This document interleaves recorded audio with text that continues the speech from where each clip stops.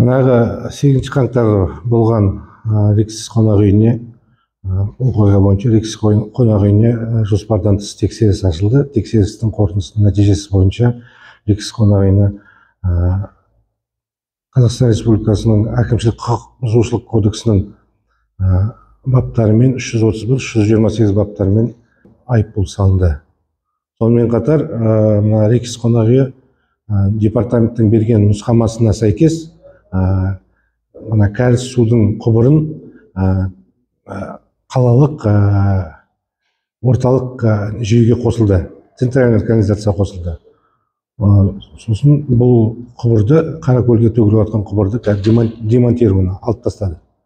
Рикстің кінәсі бұл жерде 5-6 қаңтар күні болған әлеуметтік желі шыққанда лабораторияның алған сынамасында өзінің жобалық проектісінен ластаушы төгінділер мөлшерден тыс артық болды. То есть сброс сточных вод был превышение сточных вод, согласно проект ихний. За это был оштрафован. Риксіз келіскенде айыппұлдың 1000 айлық есептік көрсеткішінің өздерінің құқы бойынша 50%-ын төлеп тастады. 4 миллионның 2 миллионы төленіп отыр ғой. Жауапкершілік құтылып, нені кәріз судан алып тастады. 76 миллион салынған ол кезде дейтін Рикстің 20 жылдан бастап 22 жылдық аралығында кәріз судың тастаған судың мөлшері, то есть объем воды, сточных воды дейді, сол саналады. Қазір дейтін тек 2 күндегі несі саналады. 5 қаңтардан 8 қаңтардың аралығындағы 3 күндегі судың көлемі саналады.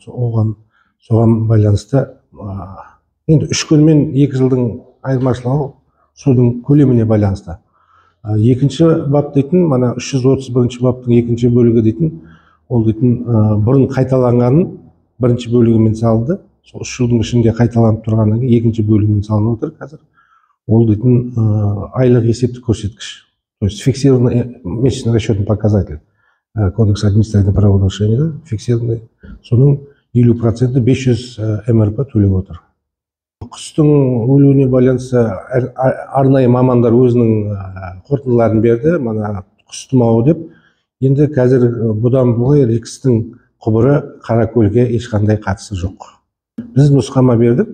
Оған дейін өздері де келісім жүргізіп отырған өткізу жөнінде біз нұсқама беріп, сол нұсқаманың себептерімен қазір қосылды. Ал департаменттің тексеру нәтижесі себептерімен Рикске нұсқама беріліп, құбыр қазіргі центральный желіге қосылды. Енді халықтың назарына айтатынымыз, Рикс қонақ үйінің Қаракөлге төгінділер жасалынбайды.